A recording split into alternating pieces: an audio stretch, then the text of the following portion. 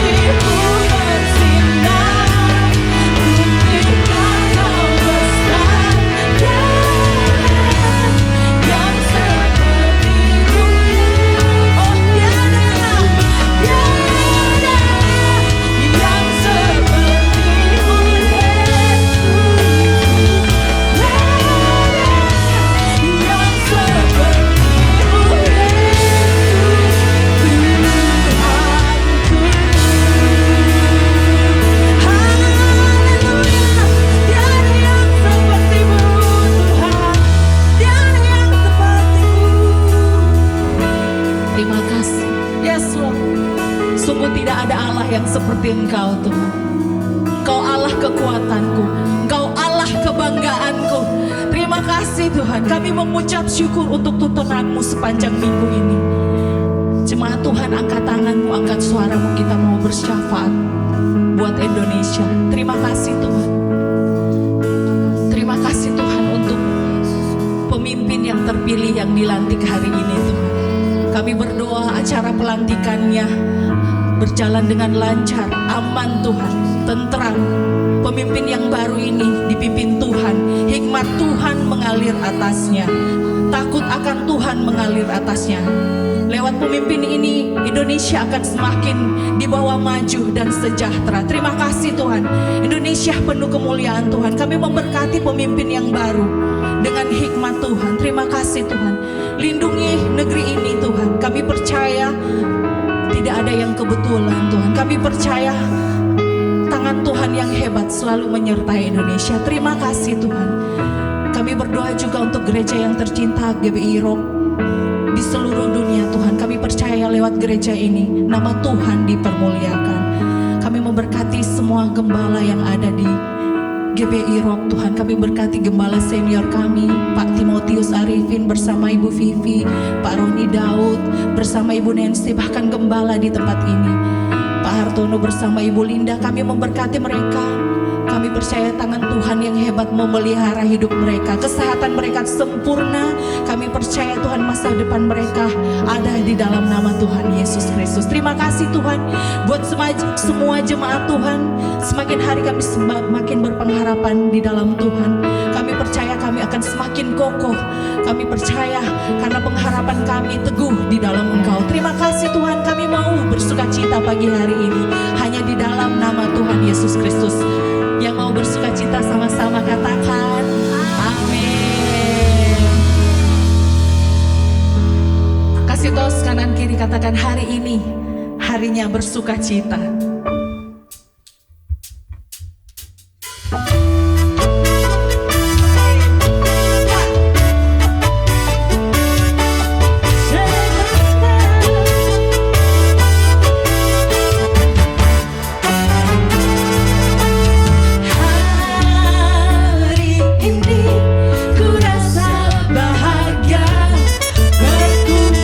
Bersama saudara seiman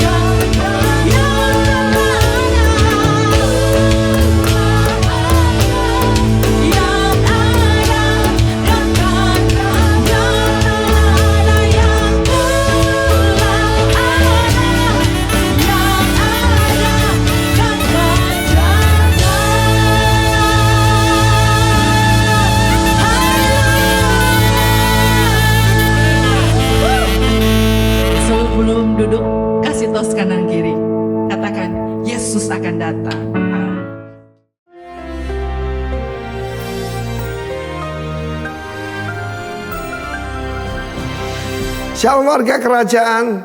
Seperti saya katakan, hidup adalah pilihan. Bisa jadi the breaker, penerobos, pendobrak, ya, ataupun menjadi the broken. Iblis dan dunia ingin saudara the broken, menyesali nasib, tidak lagi berani mengangkat kepala. Angkat kepalamu, sebab rajamu segera datang. Dan tentang contoh the breaker ini, ada seseorang yang sangat menginspirasi hidup saya. Beliau adalah seorang hamba Tuhan, seorang pendeta Yahya Daniel Dharma. John Lee Cheng Chuan dari Manado, saudara. Sejak dia lahir tahun 1911, dia karirnya apa? Kuli pelabuhan. Pertama di Manado, lalu kemudian di Batavia, lalu kembali dia kerja di KPM, sempat dilatih oleh Angkatan Laut Inggris, dan seperti namanya Dharma, dia mendharma baktikan kepada negaranya Indonesia. Akhir hidupnya, saudaraku, dia sempat jadi laksamana muda, bintang 2 ya, di Angkatan Laut. Tapi dia naik peltu, saudara, pelayan Tuhan, menjadi hamba Tuhan. Saudara Lee Cheng Chuan terkenal sebagai the smuggler, sebagai penyelundup. Bukan penyelundup narkoba, saudara. Dia membawa barang dagangan dari Sumatera melalui, saudaraku, berliku-liku di Kepulauan Riau. Dan ketika aman dia menyeberang, yaitu ke Malaya. Dulu Malaya ya, Malaysia, Singapura. Dan kemudian ke Thailand, di mana dia menjual karet ataupun rempah-rempah yang dari Sumatera. Dan kemudian dia membeli senjata di pasar gelap tentu saja, dan dia bawa kembali. Waktu itu TNI tidak punya banyak senjata. Dan Bapak John Lee ini, saudaraku, sangat berjasa. Bahkan dia, saudaraku, yang membawa senjata kembali. Kan janji Tuhan, the breaker akan keluar dan memasuki pintu-pintu gerbang dan melewatinya. Karena apa? Rajanya jalan di depan. So lihat apa yang dia pegang itu, the Bible.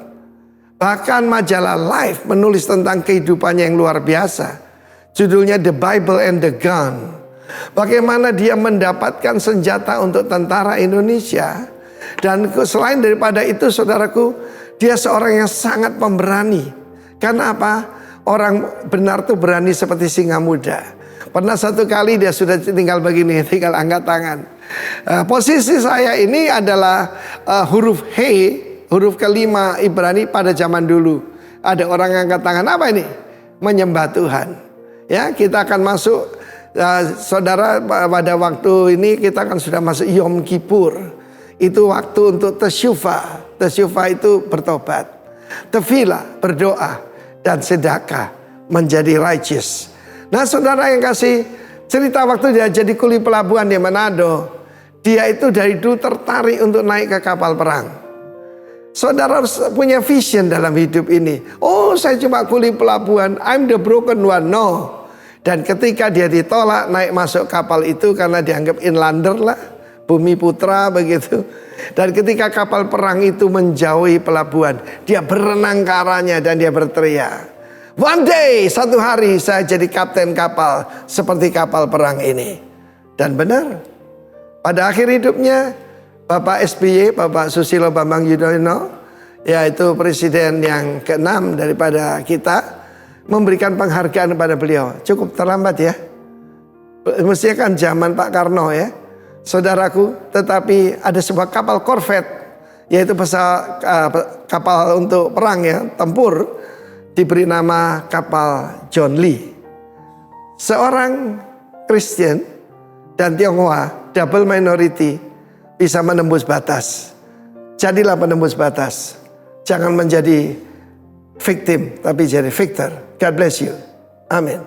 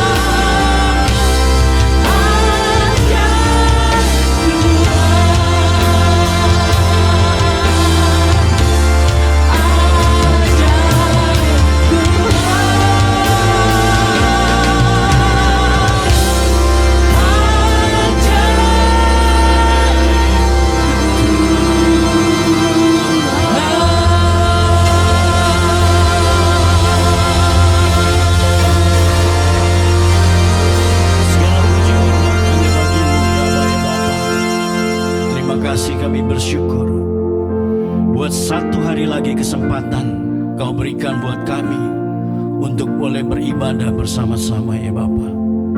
Satu anugerah yang besar yang kami terima pagi ini. Terima kasih buat kehidupan yang baru, buat nafas yang baru, buat segala sesuatu yang baru yang kami nikmati hari ini. Terima kasih ya Bapa. Sebentar kami akan dengar sebagian dari kebenaran firman-Mu. Mari Roh Kudus, Kau sendiri yang beracara, Kau sendiri yang berkata-kata. Pakai hamba-Mu hanya menjadi saluran berkat buat anak-anak-Mu di tempat ini. Terima kasih Bapa. Kami siap dengar firman-Mu hanya di dalam nama Tuhan Yesus Kristus. Haleluya. Amin. Amin. Silakan duduk Bapak Ibu yang dikasihi Tuhan. Selamat pagi. Shalom. Apa kabar Bapak Ibu yang dikasihi Tuhan? Boleh saya usul nggak? Boleh saya usul? Izin ya Pak Hartono ya, izin. Kalau ditanya apa kabar, jangan bilang luar biasa. Luar biasa itu sudah basi. Ya. Kalau ditanya apa kabar, aku diberkati. I'm blessed. Saya diberkati. Amin. Sekali lagi boleh saya tanya, apa kabar Bapak Ibu yang dikasihi Tuhan? Iya, mantap itu. Satu pernyataan iman, saya adalah orang yang diberkati Tuhan. Amin. Baik, terima kasih sebelumnya saya ucapkan kepada Pak Hartono selaku gembala di tempat ini yang telah memberikan kesempatan bagi saya untuk boleh sharing sedikit firman Tuhan. Ya, PIK adalah rumah kedua buat saya, ya. Karena sekarang punya rumah sendiri, jadi ini rumah kedua, ya. Sering kangen juga sih, ya. Sering kangen sama PIK, ya. Untung hari ini diundang, jadi saya bisa temu kangen dengan Bapak Ibu semua di tempat ini. Amin. Baik, kita ada di dalam tema bulanan kita Living as Change Agent, ya. Next slide adalah ayat yang digunakan, ayat yang dipakai untuk tema yang kita bahas pagi ini. Bapak Ibu yang dikasihi Tuhan, hidup sebagai agen perubahan tentu saja harus didahului terlebih dahulu dari diri kita. Saudara, kita nggak bisa meminta orang lain lebih dahulu untuk berubah sebelum diri kita berubah. Amin, saudara. Jadi kalau kita mau menolong seseorang, kita harus terlebih dahulu ditolong supaya kita mempunyai kekuatan, kemampuan untuk menolong orang lain. Nah, oleh sebab itu Bapak Ibu yang dikasihi Tuhan, hari ini saya akan mengambil satu subtema yang berjudul adalah hidup yang diubahkan. Hidup yang diubahkan. Ya, terambil dari Lukas 5 ayat 31 sampai 32. Lalu jawab Yesus kepada mereka, katanya, bukan orang yang sehat yang memerlukan tabib, tetapi orang sakit. Aku datang bukan untuk memanggil orang benar, tetapi orang berdosa supaya mereka bertobat. Jelas di sini dikatakan bahwa Tuhan Yesus datang bukan untuk orang-orang benar, tetapi untuk orang-orang yang sakit. Supaya apa? Supaya mereka dipulihkan, supaya mereka dibereskan kehidupannya, saudara. Kalau sudah benar ya mau diapain lagi, saudara? Ya. Nah, kita akan belajar dari satu tokoh di Alkitab yang bernama Zakheus, saudara. Ya, satu tokoh Alkitab yang bernama Zakheus. Dari Lukas 19 ayat 1 sampai 10, ya. Yuk kita baca sama-sama, boleh? Saya baca ayat ganjil, saudara baca ayat genap, bergantian sampai selesai. Yuk, 3, 2, 1. Yesus masuk ke kota Yeriko dan berjalan terus melintasi kota. 2.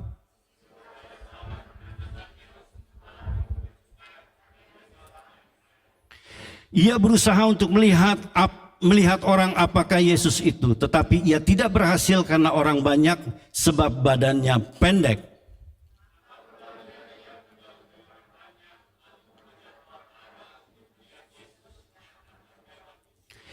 Ketika Yesus sampai ke tempat itu, ia melihat ke atas dan berkata, "Zakeus, segeralah turun, sebab hari ini aku harus menumpang di rumahmu."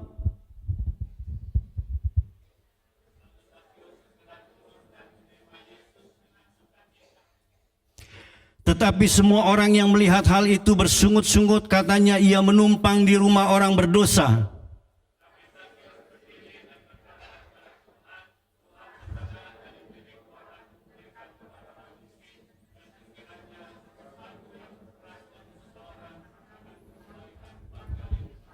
Kata Yesus kepadanya, "Hari ini telah terjadi keselamatan kepada rumah ini, karena orang ini pun anak Abraham.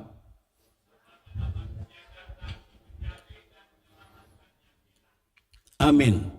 Nah, saudara yang dikasihi Tuhan, kisah ini terjadi di satu kota yang bernama kota Yeriko. Kota Yeriko adalah salah satu kota yang kuno yang terletak di sebelah timur Yerusalem, ya, dan ada di sebelah barat dari Sungai Yordan dekat Laut Mati. Jaraknya kira-kira 19 km dari Yerusalem, saudara. Nah, di situ dikatakan bahwa Yesus tiba di kota Yeriko dalam perjalanan dia menuju ke Yerusalem. Dan di situ banyak orang berbondong-bondong mengikuti dia. Ya. Karena begitu antusiasnya orang, begitu banyak orang mengikuti dia, ada salah seorang yang bernama Zakeus, seorang kepala rumah ibadat, seorang kepala pemungut cukai. Zakeus, dia juga kepingin melihat Yesus. Dia begitu antusias untuk melihat Yesus, saudara. Tetapi apa daya, di tengah-tengah kerumunan orang banyak, dia tidak memiliki kemampuan apapun untuk bisa melihat Yesus. Kenapa? Karena terhalang badannya yang pendek. Tapi dia nggak kehilangan akal, saudara. Dia nggak kehilangan akal. Lalu apa yang dia lakukan? Dia lewati banyak orang, lalu dia memanjat satu pohon yang bernama pohon sikamor. Di Alkitab ditulis sebagai pohon ara. Itu bukan pohon ara sebenarnya, pohon sikamor. Pohon sikamor itu mirip seperti pohon ara, tetapi bukan pohon ara, saudara. Ya, pohon sikamor. Nah, dari sinilah kisah Zakeus itu mulai berjalan. Kisah Zakeus inilah dimulai dari sini, saudara. Ya, dia bergegas-gegas naik ke atas untuk melihat siapa itu Yesus. Modelnya seperti apa itu Yesus. Nah, saudara yang dikasihi Tuhan, pertanyaannya hari ini, kita tahu bahwa Zakeus mengalami satu perubahan di dalam kehidupannya. Pertanyaannya bagi kita pagi ini, bagaimana hidup itu bisa diubahkan, saudara? Bagaimana hidup kita bisa diubahkan? Ya. Dikatakan bahwa Zakeus segera naik ke atas pohon, lalu dia mulai melihat Yesus itu dari kejauhan. Dan ketika Yesus berjalan menuju tempat di mana Zakeus itu berada, Yesus melihat ke atas dan dia berkata, "Zakeus, segeralah turun, aku mau menumpang di rumahmu." Saudara yang dikasihi Tuhan, kalau hidup mau diubahkan hari ini, alami seperti apa yang Zakeus alami. Apa itu? Mengalami perjumpaan dengan Tuhan. Saya percaya saudara di tempat ini sudah mengalami perjumpaan dengan Tuhan. Amin. Cuma seringkali lupa. Zakeus begitu antusiasnya, dia segera turun, saudara. Dia segera turun. Jadi pertemuan ini, perjumpaan ini itu diinisiasi oleh Yesus sendiri, bukan oleh Zakheus, saudara. Pertemuan ini, perjumpaan ini yang memulai adalah Yesus sendiri. Sama seperti Yohanes 15 ayat 16 berkata, bukan kamu yang memilih aku, tetapi aku yang memilih kamu. Jadi dari perjumpaan ini akan menciptakan satu hubungan, satu relationship. Tanpa perjumpaan tidak mungkin ada yang namanya hubungan. Tidak mungkin ada yang namanya relationship. Sama ketika Tuhan Yesus mampir di kota Sikar di daerah Samaria, di mana di situ ada seorang wanita yang sedang menimba air dari sumur Yakub, saudara. Ketika itu terjadilah dialog, terjadilah percakapan antara Yesus dengan wanita Samaria tersebut. Dan dari situlah perubahan hidup perempuan Samaria itu dimulai. Dari apa? Dari satu perjumpaan. Ya. Coba lihat next slide-nya. Ya. Next. Ya. Yohanes 4 ayat 6 sampai 7. Di situ terdapat sumur Yakub. Yesus sangat letih oleh perjalanan, karena itu ia duduk di pinggir sumur itu. Hari kira-kira pukul 12, maka datanglah seorang perempuan Samaria hendak menimba air. Kata Yesus kepadanya, berilah aku minum. Saudara, ayat ini ada yang janggal nggak? Ada yang janggal nggak? Ada. Kenapa? Di situ dikatakan bahwa hari kira-kira pukul 12 siang. Ya, 12. Tengah hari bolong, saudara. Mana ada orang nimba air tengah hari bolong? Ya, biasanya pagi-pagi mereka itu, perempuan-perempuan itu berkelompok menimba air. Tetapi kenapa perempuan ini, satu-satunya wanita yang ada di sumur Yakub ini, menimba air pukul 12 siang? Satu kemungkinannya adalah dia adalah wanita yang dikucilkan. Kemungkinan kedua, keadaan kehidupannya itu tidaklah baik. Karena ketika dialog itu terjadi, dikatakan bahwa wanita tersebut sudah memiliki 5 orang suami. Dan suaminya yang hari ini ada itu bukan suaminya. Bayangkan, saudara. Tetapi ketika hari itu terjadi perjumpaan dengan Yesus, hari itu juga terjadi satu perubahan di dalam kehidupan perempuan Samaria ini. Sama ketika Paulus mengalami perjumpaan dengan Yesus. Ya, next slide. Ketika dalam perjalanan ke Damsyik, ya, tiba-tiba ada cahaya memancar dari langit mengelilingi Paulus, mengelilingi Saulus, dan kemudian dia rebah ke tanah, dan kedengaranlah suatu suara yang berkata, Saulus, Saulus, mengapa engkau menganiaya aku? Jawab Saulus, siapakah engkau Tuhan? Katanya, akulah Yesus yang kau aniaya itu. Dari situlah, dari perjumpaan itulah, kehidupan seorang Saulus itu berubah. Segala sesuatunya diawali oleh perjumpaan. Pertanyaan saya sekarang, namanya Saulus atau Paulus?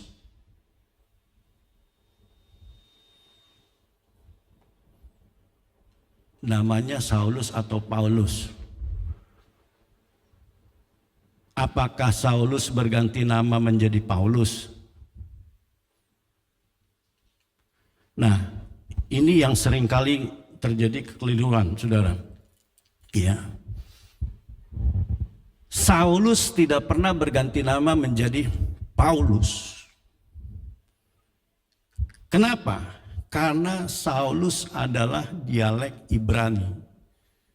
Sedangkan kata Paulus adalah untuk bahasa Yunani, bahasa orang-orang Romawi, saudara.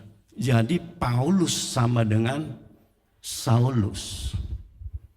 Jadi dia tidak pernah berganti nama Saulus menjadi Paulus. Ya. Ketika perjumpaan itu terjadi, mata Saulus dibutakan dan kemudian dicelikan. Disitulah terjadi perubahan yang luar biasa. Seorang Saulus yang tadinya benci sekali dengan orang-orang percaya, mengejar-ngejar orang percaya, dia berubah malah mempersembahkan kehidupannya untuk Kristus, saudara. Wow, luar biasa, saudara yang kasih Tuhan. Luar biasa. Nah, ketika Yesus melihat ke atas dan berkata, segeralah turun Zakeus, aku mau menumpang di rumahmu. Dikatakan di Alkitab bahwa Zakeus segera turun dan menerima Yesus, saudara. Dia begitu excited disambut oleh Yesus dan dia segera bergegas-gegas, dia nggak menunggu-nunggu lagi, dia segeralah turun ke bawah dan dia menerima Yesus untuk masuk ke dalam rumahnya. Hal kedua yang harus ada di dalam kehidupan kita, kalau kita mau mengalami perubahan di dalam hidup kita, adalah kesediaan kita untuk diubah, kesediaan kita untuk berubah, saudara. Zakeus diterima oleh Yesus ketika dia masih berdosa. Orang banyak berkata, bersungut-sungut, mencela, sinis dan lain sebagainya, berkata, kenapa Yesus tinggal di rumah orang berdosa? Kita tahu Zakeus adalah memang seorang yang berdosa kala itu. Karena dia seorang pemungut cukai. Pemungut cukai adalah profesi yang paling dibenci oleh masyarakat Yahudi. Kenapa? Karena dia pengkhianat. Kenapa disebut pengkhianat? Karena dia bekerja untuk Romawi. Lalu dikatakan apa? Dia pemeras. Dia pembohong. Sehingga dikatakan bahwa Zakeus adalah orang yang kaya. Ia jelas kaya. Dia memanipulasi pekerjaannya untuk kekayaannya, saudara. Ya. Ternyata yang namanya korupsi itu udah dari zaman Bahala, ya saudara. Ya, saya percaya kekayaan Zakeus nggak begitu aja datang karena gajinya, saudara. Kenapa? Karena setiap hari yang dia pikir hanya uang, uang, uang, dan uang. Kenapa? Karena dia harus memberikan setoran dan setoran dan setoran kepada Kaisar Romawi. Oleh karena itu Bapak Ibu yang dikasih Tuhan, kalau hidupmu mau diubahkan, kalau mau terjadi perubahan di dalam kehidupanmu, kita harus memiliki kesediaan untuk diubah. Kita harus memiliki kesediaan untuk berubah.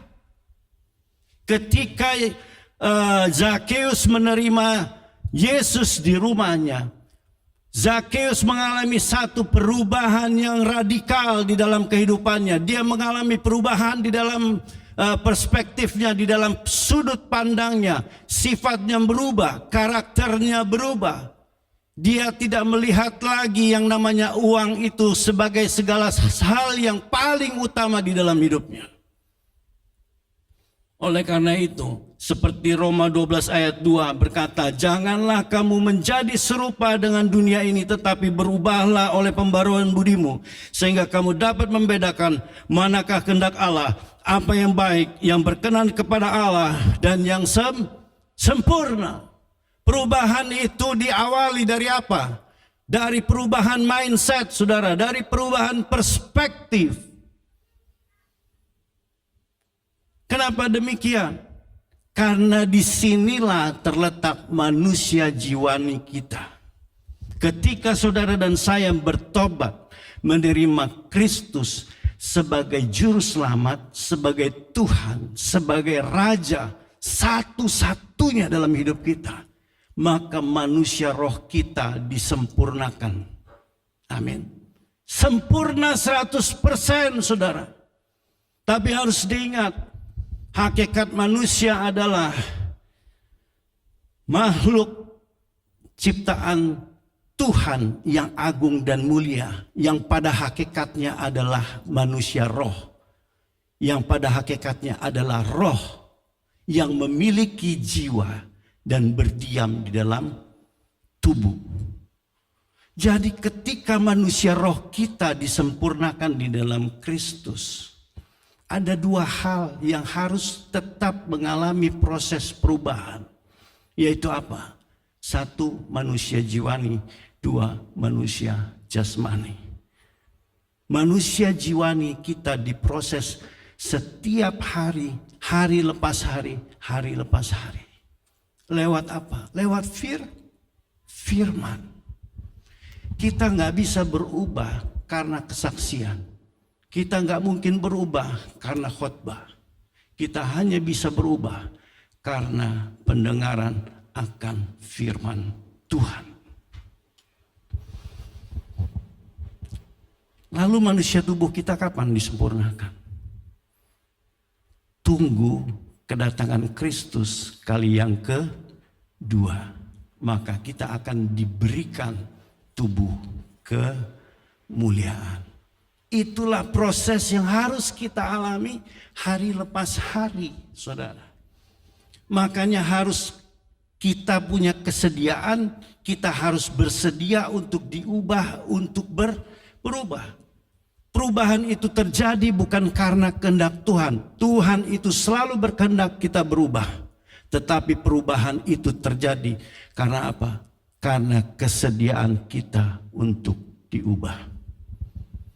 Keputusannya hari ini, saudara mau berubah atau tidak berubah, itu bukan di tangan Tuhan. Tapi di tangan kita. Amin, saudara. Nah, ketika hal itu terjadi di dalam kehidupan seorang yang bernama Zakeus, dia berkata begini, saudara. Tuhan, sekiranya ada orang yang kuperas, aku akan kembalikan 4 kali lipat.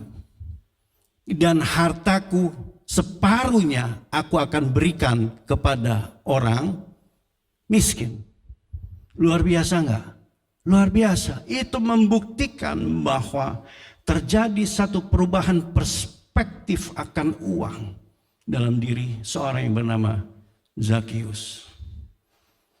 Saudara, dia berani berkata demikian. Tuhan, separuh dari milikku akan aku berikan kepada orang miskin. Dan sekiranya ada orang yang kuperas, akan aku kembalikan 4 kali lipat. Saudara, itu kelebihan banyak, saudara. Kelebihan banyak. Menurut hukum Taurat, bila seseorang diperas, maka yang memeras itu wajib mengembalikan hanya 120% saja. Ditambah persembahan korban. Ya, 120% saja. Ini Zakeus berani mengembalikan 4 kali lipat. 400% kelebihan banyak, saudara. Coba kita lihat ayatnya, kayaknya pada nggak percaya. Itu hukum Musa berkata demikian loh. Ya, hukum Taurat berkata bahwa bila ada seorang yang diperas, kita wajib mengembalikan 120%. Di sini nggak ada. Tolong Imamat 6 ayat 4-5.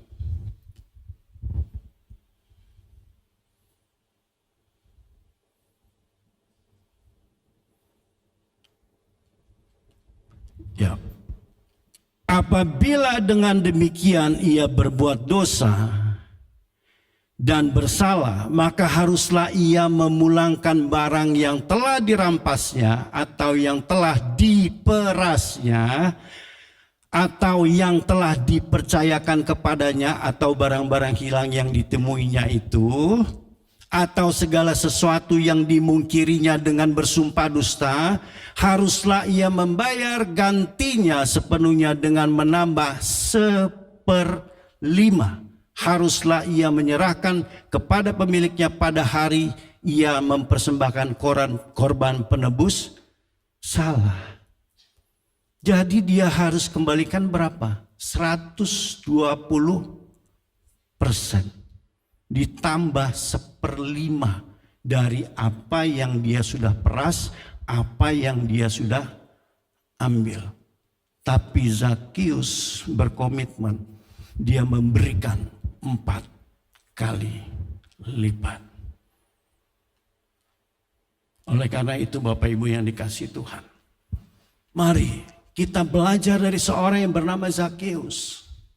Kalau hari ini engkau berkata, aku telah memperoleh keselamatan dari Tuhan, sudah terjadikah satu perubahan yang radikal dalam hidupanmu? Sudahkah engkau mengerjakan keselamatan yang engkau terima dari Tuhan? Untuk mengalami perubahan dalam hidup, hal ketiga yang harus ada di dalam kehidupan kita adalah kita mengerjakan keselamatan kita, saudara. Mengerjakan keselamatan itu bukan berarti kita melakukan hal-hal yang baik supaya kita memperoleh keselamatan. Bukan itu, saudara. Bukan itu. Kita bisa melakukan perbuatan-perbuatan baik, tindakan-tindakan yang baik, karena keselamatan itu sudah ada di dalam diri kita, sehingga kita dimampukan untuk melakukan perkara-perkara yang baik. Jangan dibalik. Karena apa? Karena keselamatan itu adalah anugerah semata. Itu adalah pemberian Allah, bukan hasil usahamu, kata firman. Amin. Mengerjakan keselamatan berarti kita melakukan apa yang sudah kita terima. Karunia keselamatan itu kita lakukan, kita kerjakan, kita manifestasikan di dalam kehidupan kita. Seperti Filipi 2 ayat 12 berkata, hai saudara-saudaraku yang kekasih, kamu senantiasa taat, karena itu tetaplah kerjakan keselamatanmu dengan takut dan gentar, bukan saja pada waktu aku masih hadir, tetapi terlebih pula sekarang waktu aku tidak hadir. Hari ini pertanyaannya buat kita semua di tempat ini, apa yang sudah kita lakukan di dalam hidup kita hari ini? Apa yang sudah kita manifestasikan di dalam hidup kita hari-hari ini, saudara? Apa? Mari kita berperkara sama Tuhan. Mari kita tanyakan itu sama Tuhan. Apa yang saudara sudah lakukan hari ini untuk Dia? Apakah datang ibadah hari Minggu itu nggak cukup, saudara. Ibadah itu adalah, kalau saya boleh bilang, itu udah kudu, hukumnya kudu. Nah, yang di luar dari apa yang diatur, apa yang sudah kita lakukan dalam hidup kita, saudara. Saudara, hidup saya sebelum saya kenal Tuhan itu hidup saya morat-marit, kaca kadut. Ya, saya itu datang, asal saya asli itu dari Sumatera, saudara. Sumatera bagian selatan, bukan Sumatera Utara, bagian selatan, paling selatan. Nyebrang ke Pulau Jawa pun nyampe, saudara. Ya, singkat cerita kehidupan saya kaca kadut, amburadul, saudara. Ya, Yang namanya dunia malam itu menjadi kehidupan saya. Ya. Seminggu itu bisa 2-3 kali saya mampir ke nightclub. Ya. Gayanya seperti orang kaya. Gesek sana, gesek sini. Gak ada yang digesek, kita cari yang digesek. Saudara. Alhasil apa? Hutang di mana-mana. Kehidupan malam saya tekuni, saya lanjuti, saya hidupi, dan saya nikmati, saudara. Itu yang celaka. Sampai satu titik di mana saya itu mengalami sakit, saudara. Sakit. Saya mengalami hepatitis. Saya didiagnosa dokter hepatitis. Aduh, saya takut sekali waktu itu, saudara. Saya ngeri sekali. Kenapa? Karena saya tanya dokter, dok, tipe hepatitisnya apa? Dia bilang, belum tahu. Nanti tunggu hasil lab. Hepatitis itu serinya banyak sekali loh, saudara. Saya nggak tahu sampai apa ya. Sampai G apa sampai H apa sampai apa ya. Dari A loh itu. Ya, jadi mungkin hampir separuh alfabet itu ada di situ. Waduh, saya udah takut mati, saudara. Kenapa? Kalau saya didiagnosa hepatitis B yang saya tahu, ya, itu akan ada kemungkinan serosis hati. Serosis hati itu berarti saya menerima kanker hati. Kalau sudah kanker hati, ya udah tinggal direken aja, dihitung aja umurnya berapa lama. Kalau bertahan lama, ya dia lama, tapi dalam penderitaan.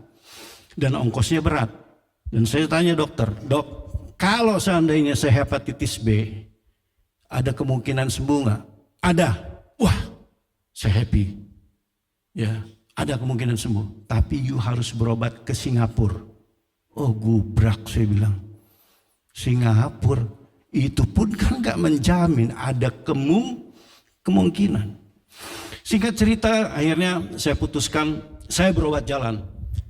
Saya nggak mau opname 1 minggu, dia bilang. Opname 1 minggu. Saya pilih yang sebulan aja. Rawat jalan tapi 1 bulan, dia bilang. Oke, rawat jalan. Kenapa?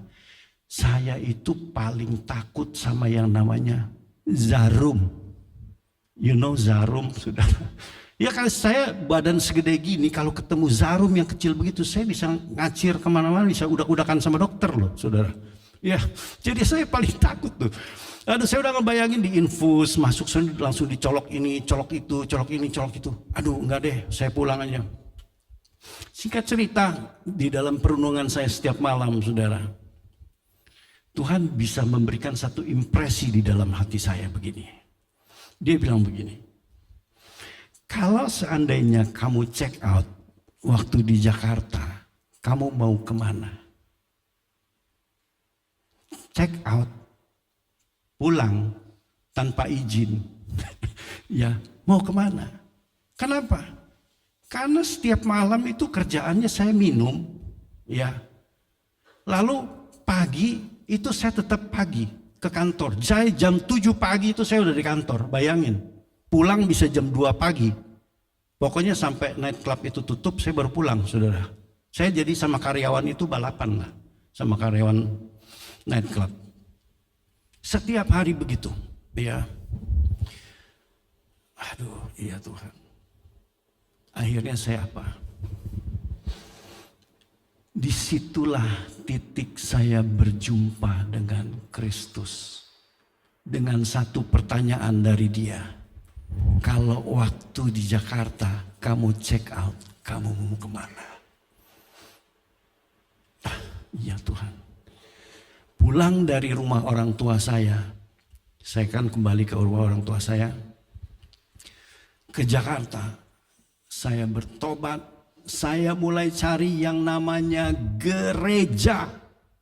Seminggu saya bisa 2 kali ada di gereja. Minimal, saudara. Untuk cari siapa? Cari yang namanya Yesus yang saya kenal dari saya SD, dari saya TK, sampai saya universitas. Saya datang persekutuan demi persekutuan, persekutuan demi persekutuan doa. Alhasil gak banyak sih progresnya, tapi ada progres.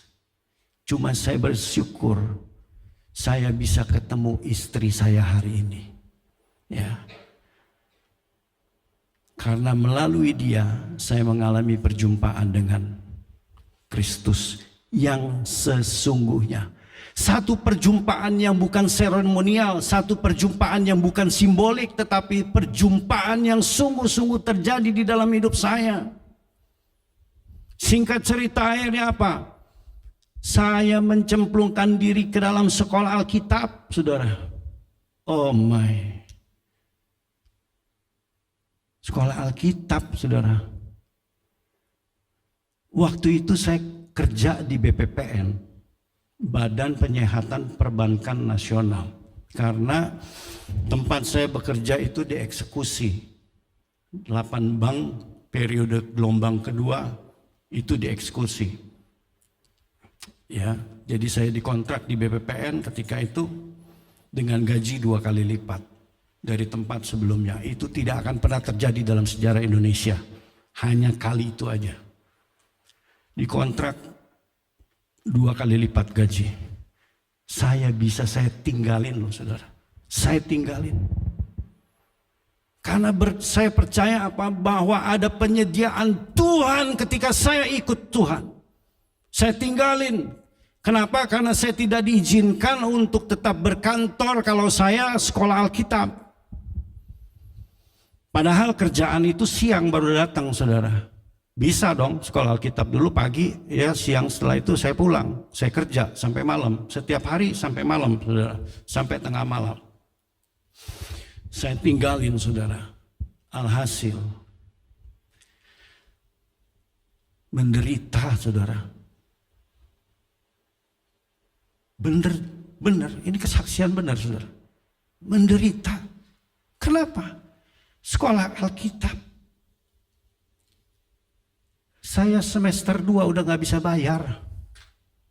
Fulus habis. Fulus habis. Ya. Istri lagi hamil tua, saudara. Hamil, bukan hamil tua. Hamil, ya. Hamil anak saya yang pertama. Aduh itu. Gak lama sih, 2 tahun aja prosesnya, saudara. Tapi rasanya 20 tahun. Istri pertama hamil anak, istri saya hamil anak pertama, saudara. Untung saya sadar loh. Ya, kalau ntar dikonseling sama Pak Hartono habis. Hamil anak yang pertama, itu yang namanya fulus, itu gak ada lagi, saudara. Istri tetap bekerja, tetapi penghasilan dia gak cukup, saudara. Gak cukup untuk kita hidup. Uang pesangon yang saya terima itu sudah habis. Semua habis. Istri mau minum susu, gak bisa ada susu. Kita gak bisa, saya gak bisa provide yang namanya susu. Mau makan, gak bisa juga makan yang bergizi untuk seorang wanita yang sedang hamil. Gak bisa. Setiap hari kerjaannya kita cuma menangis. Ya, kita tumpangkan tangan atas teh manis yang dibuat itu, dan kami berkata bersama-sama, kalau Tuhan sanggup mengubah air jadi anggur di perjamuan Kana, Tuhan sanggup ubah teh manis jadi susu. Wah, itu setiap hari kita alami itu, saudara. Belum lagi rumah kebakaran, saudara. Rumah kebakaran, rumah kontrakan pisan, saudara. Kebakaran. Ya. Bayangin. Untung ditolong oleh tetangga sekitar sehingga anak saya diselamatkan, saudara. Anak saya yang pertama itu lahir sempurna. Mau lahir nggak ada duit. Istri saya tiap hari nanyanya cuma satu hal. Nanti mau melahirkan bagaimana? Saya bilang, tenang aja kamu. Kamu melahirkan aja dengan sukses. Pasti Tuhan sediakan. Sampai waktunya tetap kagak ada sudah. Kita cari rumah sakit kelas 3, bangsalnya ada 8, kamar mandi di luar. Kita book di situ, ternyata penuh. Pindah ke kelas 2, puji Tuhan, Tuhan naikin kelas 2, saudara. Tapi di situ pertolongan Tuhan terjadi. Saya bisa dapat berkat pas untuk biaya keluar istri saya dari rumah sakit, saudara. Dan anak saya yang pertama itu lahir IQ-nya nggak jongkok, nggak tengkurap, IQ-nya berdiri bahkan ngacir, saudara. Iya benar. Dan hari ini dia sudah berusia 25 tahun. Dan hari ini dia sedang internship dokter di Surabaya. Hasil dari mana? Hasil dari teh manis dan mie tek-tek, saudara. Karena itu menu setiap hari makanan istri saya. Pokoknya yang bunyinya ada tek-tek-tek-tek itu menunya dia. Nasi tek-tek, mie tek-tek, pokoknya yang tek-tek-tek-tek gitu loh. Itu menunya dia. Apa yang terjadi dalam kehidupan kami dalam 2 tahun itu? Kami melihat betapa kami memiliki Allah yang luar biasa, Allah yang dahsyat, Allah yang benar-benar ada, Allah yang benar-benar hidup. Dia memelihara kami sampai dengan hari ini. Amin. Jadi apa sekarang masalahmu hari ini? Serahkan itu sama Tuhan, saudara. Serahkan sama Tuhan. Kesimpulannya, perubahan hidup diawali oleh perjumpaan kita dengan Kristus.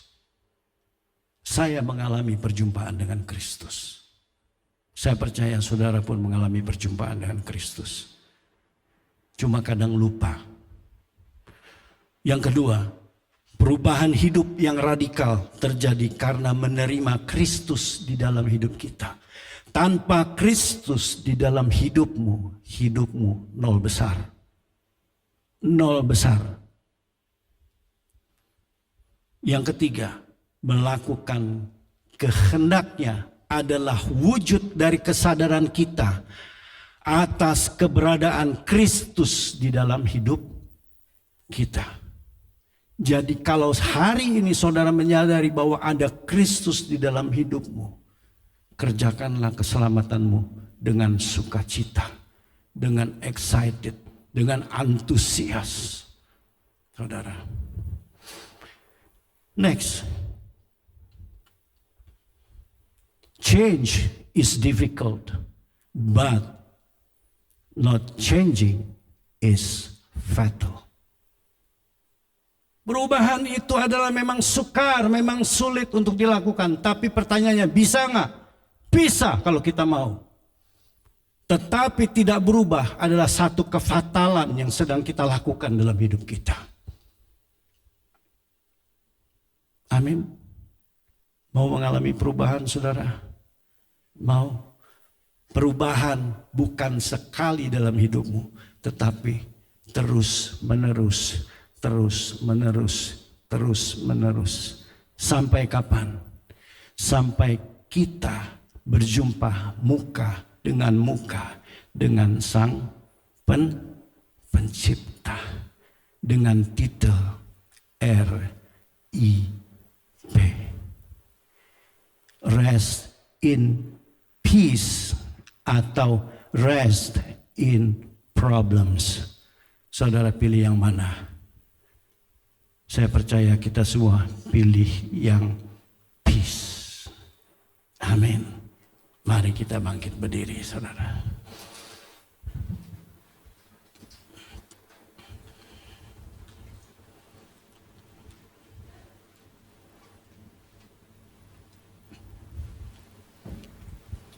Kira masyaallah.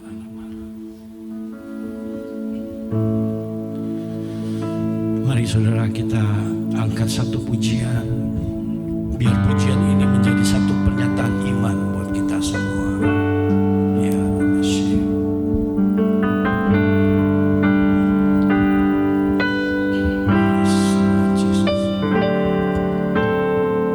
Pujian dan syukurku Ya Tuhan. bawa padamu dengan senang hati ku persembahkan.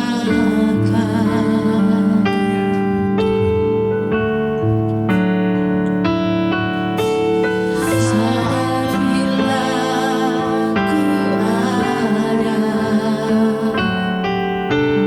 hanya karena anugerah, bukan karena kekuatanku.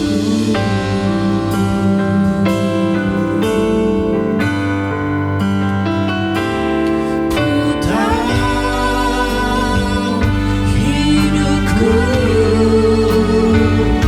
adalah penyembahan. Kau ciptakanku dalam kemuliaan-Mu.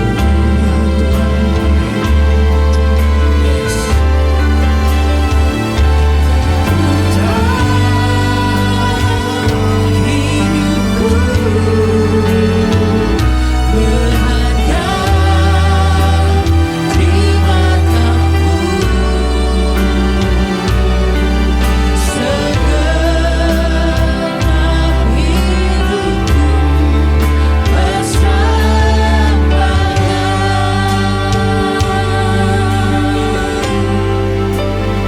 Izinkan saya berdoa buat Bapak Ibu yang kasih Tuhan. Syarabatakaramasi.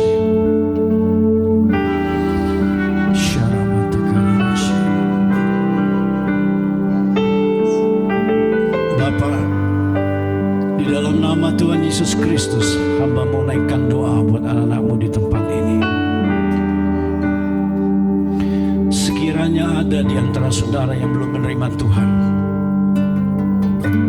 ini adalah waktu yang tepat untuk engkau menerima Dia sebagai juru selamat, sebagai Tuhan dan Raja dalam hidupmu. Serahkan hidupmu untuk Dia. Percayakan hidupmu untuk Dia. Dia terbuka bagimu. Dia terbuka bagi hidupmu. Dia gak menunggu engkau menjadi orang yang baik terlebih dahulu, maka Dia menerima engkau, tetapi Dia menerima keadaanmu hari ini seperti apa adanya engkau hari ini. Kirabasyantara lamaya. Bapa, biar Kau jamah hatinya ya Tuhan. Kau jamah hatinya. Sekiranya di tempat ini ada yang sedang terjatuh,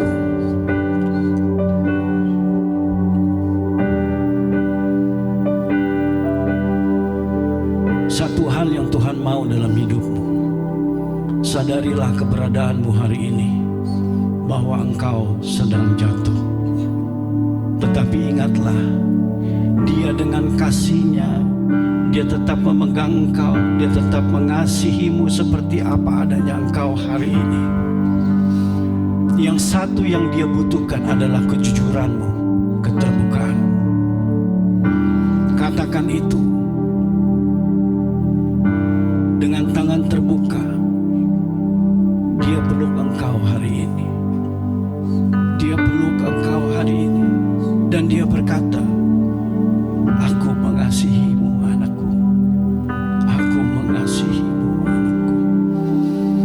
Seberapapun engkau sudah menyakiti Dia, Dia tetap mengasihi engkau. dia tetap mengharapkan perubahan itu terjadi di dalam hidupmu. Sehingga apabila dia datang kali yang kedua, engkau kedapatan tidak bercacat celah di hadapannya. Kira masyanda karabata karabasya. Kira masyanda. Biar firman itu terjadi dalam kehidupan anak-anakmu di tempat ini ya Bapa ya Bapa. Apapun yang sedang mereka alami hari-hari ini, satu hal yang hamba percaya, Engkau adalah penolong yang setia. Engkau adalah Allah yang setia. Engkau adalah Allah yang tidak pernah mengingkari janji-Mu ya Bapa ya Bapa. Dan biar segala sesuatunya itu menjadi genap ketika mereka semua percaya dan mempercayakan kehidupan mereka ke hadapan-Mu ya Bapa. Terima kasih ya Tuhan. Terima kasih. Terima kasih ya Bapa. Ku tahu hidupku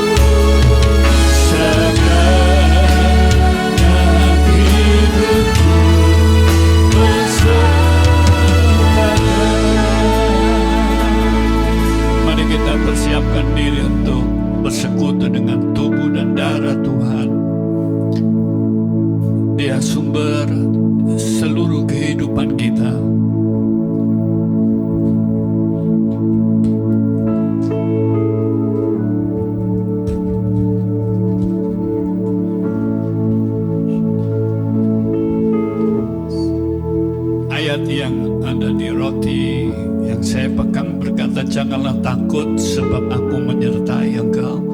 Janganlah bimbang sebab aku ini Allahmu.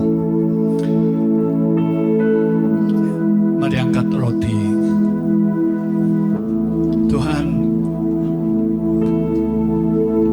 Engkau yang sudah mati dan Engkau sudah bangkit buat kami. Roh-Mu ada di dalam kami. Roh yang membangkitkan Engkau ada di dalam kami. Kami tidak perlu takut dengan kehidupan yang fana di bumi ini. Karena kami tahu kalau waktu tiba, kami tahu kami ada bersama dengan Tuhan di dalam kekekalan. Kami tahu ya Tuhan tujuan hidup kami. Terima kasih untuk apa Yesus kerjakan buat kami. Di dalam tubuh-Mu ada kekuatan yang baru. Waktu kami semua memakannya, kekuatan yang baru turun atas kami. Bapak Ibu yang dikasihi Tuhan, percayakah Bapak Ibu bahwa roti yang kita angkat tinggi ini persekutuan kita dengan tubuh Yesus? Mari makan dalam nama Yesus Tuhan.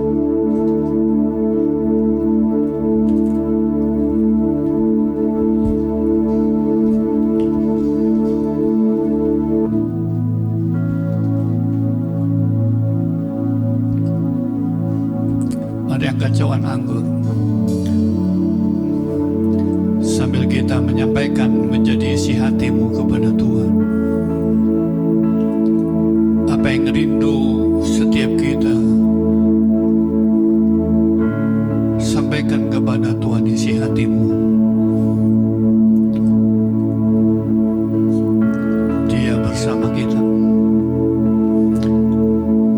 dengar seruan hatimu. Tuhan, kau dengar seruan hati kami. Tuhan, dengar.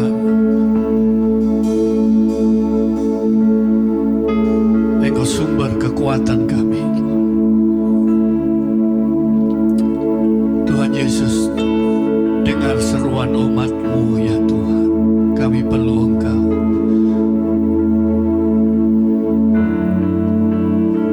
Terima kasih Tuhan. Terima kasih Yesus. Terima kasih. Sambil bersyukur kepada Tuhan, kami mengangkat cawan anggur ya Tuhan. Di dalam darah ada kehidupan. Kehidupan mengalir atas kami waktu kami meminumnya ya Tuhan. Percayakah Bapak Ibu bahwa cawan anggur yang kita angkat tinggi ini persekutuan kita dengan darah Yesus. Mari minum dalam nama Yesus Tuhan.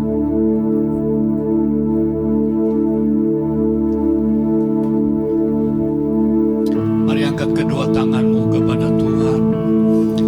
Mari ucapkan syukurmu. Mari ucapkan pujian syukur kita, penyembahanmu kepada Tuhan. Nyatakan korban syukurmu. Katakan sebab Dia baik, untuk selama-lamanya kasih setia.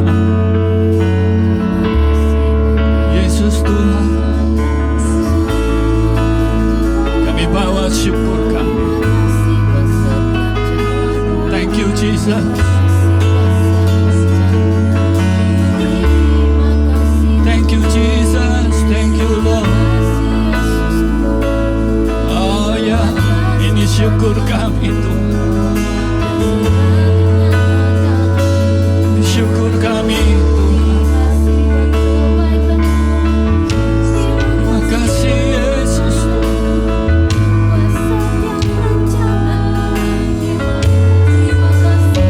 Yesus, Yesus.